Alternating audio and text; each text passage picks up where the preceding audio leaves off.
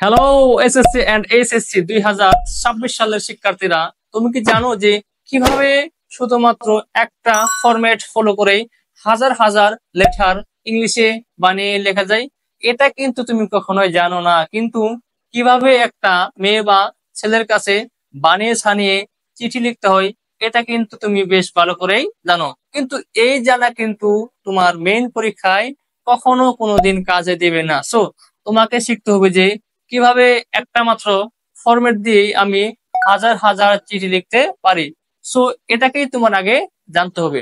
মনে করো তোমার মেইন পরীক্ষায় এমন একটা চিঠি আসছে বা লেটার আসছে যেটা নিয়ে তুমি আগে কখনো ধারণা করোনি বা যার বিষয়ে তোমার কোনো ধারণা নেই, তাহলে তোমাকে কি করতে হবে? লিখতে তো হবে কনফার্ম, তাই না? ওকে। সো তুমি যদি শুধুমাত্র এই ফরম্যাটটাই লিখে দিয়ে আসো, তুমি অন্তত 5 মার্ক পাবে ইনশাল্লাহ। Okay, so don't miss this class, just stay with me for 5 minutes.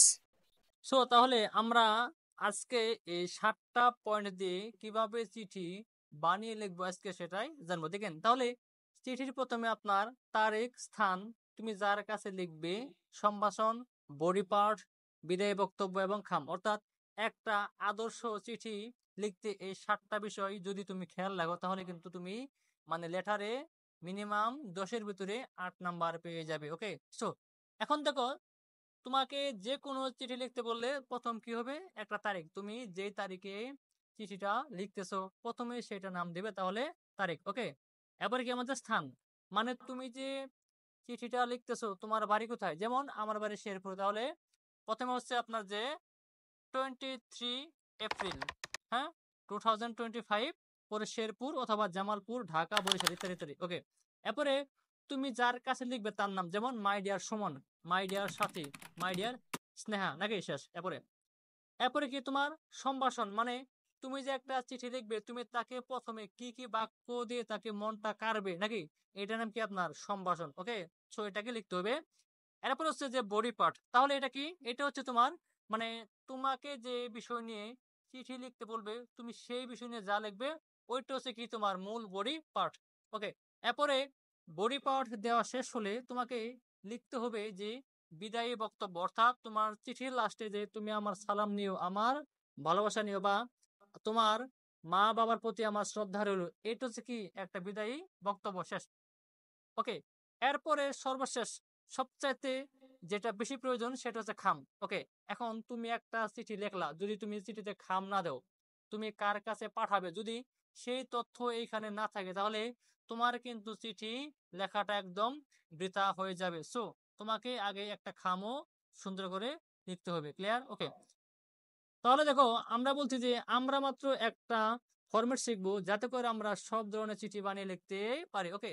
দেখো, আচ্ছা, সাপোজ ইউ আর সুমন, মনে করো তুমি হও Suman. Okay. Your fans name is Sinha, তোমার বান্ধবীর নাম হয় সিনহা।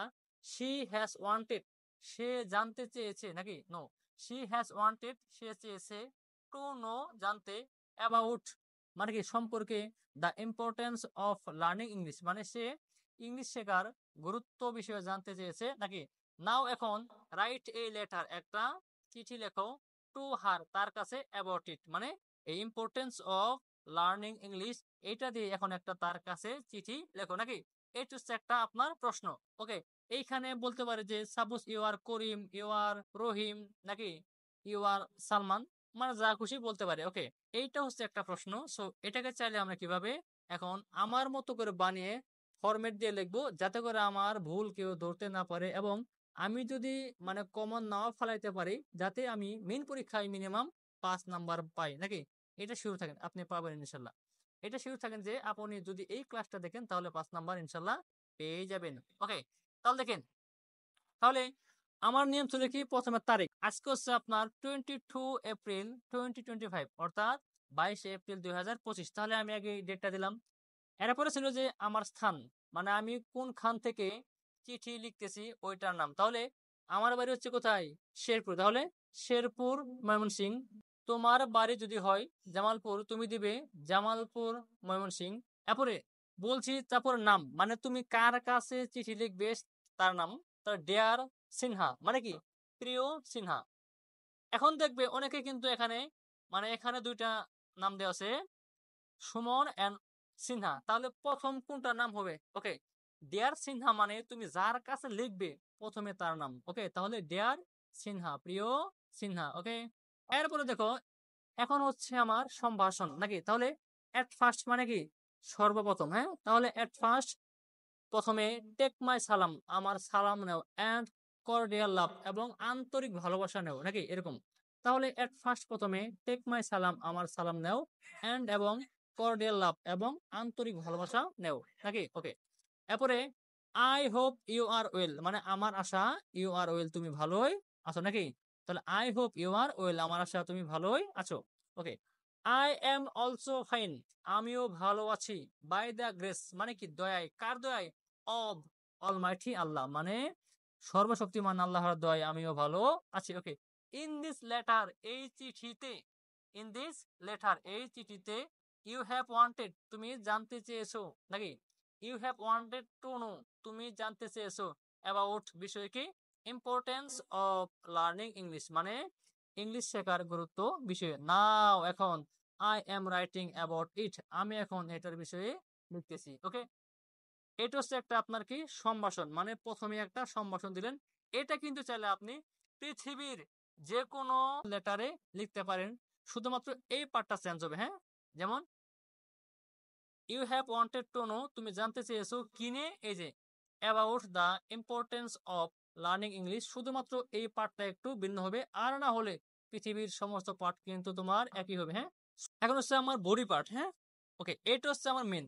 মনে করো তোমাকে এমন একটা বিষয় দিল, তে এই বিষয়ে তোমার কোনো বিন্দু মাত্র আইডিয়া নেই নাকি, তাহলে তোমার কাজ কি? ওকে, তোমাকে যেই বিষয়ে লিখতে বলুক, অন্তত তুমি ওই বিষয়ে 2 থেকে 3টা বাক্য লিখবে, যাতে তোমার পেজটা সুন্দর হয়, যাতে ফাঁকা না থাকে নাকি। তাহলে আমাকে যেই বিষয়ে বলুক, আমি বানিয়ে সানিয়ে হোক, ভুল হোক, আমি অন্তত 3 থেকে 4টা বাক্য লিখবো নাকি। ওকে, লিখলাম। ওকে, এরপরে তাহলে আমার চিঠি শেষ। এরপরে কি আমার বিদায়ী বক্তব্য নাকি, একদম বিদায়ী বক্তব্য। তাহলে নো মোর টুডে, আজ আর নয়, হ্যাঁ। নো মোর টুডে, আজ আর নয়। রিপ্লে অথবা রাইট টু মি সুন, আমাকে শীঘ্রই লিখো অথবা আমাকে শীঘ্রই উত্তর দিও। With best regards to your parents, মানে তোমার পিতা মাতাকে আমার আন্তরিক শুভেচ্ছা, এন্ড এবং লাভ টু দ্য ইয়াঙ্গার্স, এবং যারা ছোট আছে তাদের প্রতি রইল আমার অফুরন্ত ভালোবাসা নাকি, এটাই তো। ওকে, তাহলে এইটা হচ্ছে একটা তোমার বিদায়ী সম্ভাষণ। এইটা তুমি চাইলে পৃথিবীর যে কোনো পত্রে ব্যবহার করতে পারো। তাহলে নো মোর টুডে, আজ আর নয়। রিপ্লে অথবা রাইট টু মি সুন, আমাকে শীঘ্রই লিখো। With best regards to your parents, তোমার পিতা মাতার প্রতি রইল শুভেচ্ছা, এন্ড এবং লাভ টু দ্য ইয়াঙ্গার্স, এবং ছোট ছোট বাচ্চাদের প্রতি রইল আমার ভালোবাসা নাকি। ওকে, এইটা হচ্ছে একটা তোমার চিঠির পড়া ফরম্যাট। মানে প্রথমে হচ্ছে তোমার তারিখ, প্রথমে তোমার তারিখ, এরপরে তোমার স্থান, তুমি যেখানে থাকো সেটার স্থান, এরপরে তুমি যার কাছে লিখবে তার নাম, যেমন ডেয়ার সিনহা, ডেয়ার অমুক, ডেয়ার অমুক, ডেয়ার অমুক নাকি। ওকে, এরপরে কি যে তোমার একটা মানে সম্ভাষণ নাকি, পত্রের সম্ভাষণ দেখলাম। এরপর হচ্ছে আমার কি, আমাকে যেই বিষয়ে লিখতে বলবে, মানে মূল বডি পার্ট, আমি সেই বিষয়ে 3 থেকে 4টা বাক্য লিখবো নাকি। এরপর হচ্ছে আমার বিদায়ী সম্ভাষণ নাকি, বিদায়ী বক্তব্য। তাহলে নো মোর টুডে, আজ আর নয়। রিপ্লাই অথবা রাইট টু মি সুন, আমাকে শীঘ্রই লিখো। With best regards to your parents, মানে তোমার পিতামাতার প্রতি আন্তরিক শুভেচ্ছা, and love to the youngers, এবং যারা ছোট আছে তাদের প্রতি কি আমার ভালোবাসা। শেষ। এখন তাহলে আমি পুরা চিঠি লিখলাম, এখন কাজ কি যে আমি চিঠিটা সিনহার কাছে পাঠাবো নাকি। ওকে, তো তাহলে দেখো, তাহলে লাস্ট পর্যায়ে তোমার নাম দেওয়া লাগবে নাকি। তাহলে ইউর লাভিং ফ্রেন্ড, তোমার ভালোবাসার বন্ধু কে, সুমন। শেষ। তাহলে আমার কিন্তু পুরা চিঠি শেষ। এখন কাজ কি যে আমি চিঠিটা আমি এই যে সিনহা নামে মেয়ের কাছে পাঠিয়ে দিব নাকি। তাহলে প্রথমে খাম নাকি, এইটা সব ভিআইপি, এইটা সবচেয়ে প্রয়োজনীয়। ওকে, এখন দেখো একটা খামে পার্ট থাকে দুইটা, হ্যাঁ? একটা ফ্রম, মানে যে পাঠাবে তার নাম, অন্য পার্ট হচ্ছে যার কাছে যাবে তার নাম, মানে স্ট্যাম্প, মানে কি ডাক টিকিট। ওকে, তাহলে ফ্রম, তাহলে এই চিঠিটা কে পাঠাইলো, নিশ্চয়ই আমি, তাহলে সুমন হবে। এইখানে কিন্তু অনেকেই দেবে সিনহা, না এটা ভুল। ফ্রম মানে যে চিঠি পাঠাবে তার নাম, তাহলে ফ্রম সুমন। আমার বাড়ি কোথায় বলছি, যে শেরপুর, ময়মনসিংহ। শেষ। ওকে, এরপরে স্ট্যাম্প মানে আমি যার কাছে চিঠিটা পাঠাবো তার ঠিকানা, তার তথ্য নাকি স্ট্যাম্প। তাহলে আমি চিঠি পাঠাবো সিনহার কাছে নাকি? তাহলে সিনহা। ওকে, এরপরে পিও মানে পোস্ট অফিস, ধরলাম যে পোস্ট অফিস চরজঙ্গল দিলাম। ওকে, এরপরে রুট নং, তাহলে AB7 মানে একটা ধরলাম। ওকে, এরপরে ফোন নাম্বার 01865875478। এখানে চাইলে তুমি তোমার মানে নাম্বার দিতে পারো, কোনো সমস্যা নেই। ওকে, এরপরে থানা। আচ্ছা, তাহলে সিনহার কোন থানা? ধরলাম যে সরিষাবাড়ি থানা। কোন জেলা? ডিস্ট্রিক্ট। ডিস্ট্রিক্ট কি? জামালপুর। অর্থাৎ একটা চিঠি লিখতে তুমি যদি এই খামটা লেখো, তুমি যদি শুধুমাত্র এই খামটা লেখো অন্তত মিনিমাম 2 ভাবে। ওকে, সো কাজেই খাতা কোনো অবস্থায় কিন্তু তোমার ফাঁকা রাখা যাবে না।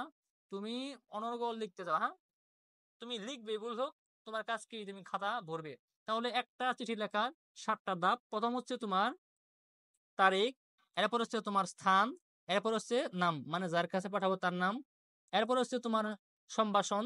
ওকে, এরপর হচ্ছে কি তোমার মূল বডি পার্ট, এরপরে তোমার বিদায় বক্তব্য, এবং সর্বশেষ হচ্ছে কি তোমার একটা সুন্দর দেখতে একটা খাম, একটা স্ট্যাম্প। ওকে, তুমি যদি এই মাত্র ফরম্যাটটা ফলো করো, তুমি চাইলে কিন্তু একই ফরম্যাট পৃথিবীর যে কোনো লেটারে ব্যবহার করতে পারো, যেটা তোমাকে ইনশাল্লাহ পরীক্ষাতে একটা ভালো নাম্বার পেতে সহায়তা করবে। আর তুমি যদি কোনো রকমে এই বডি পার্টে মানে মূল কথাগুলো লিখতে পারো, তাহলে কিন্তু তুমি 10-এর মধ্যে 9-10 পেয়ে যেতে পারো, কোনো সন্দেহ নাই। ওকে, সো যদি ক্লাসটা ভালো লাগে তো like, comment and share. See you again the next video, next part. Be safe. আসসালামু আলাইকুম।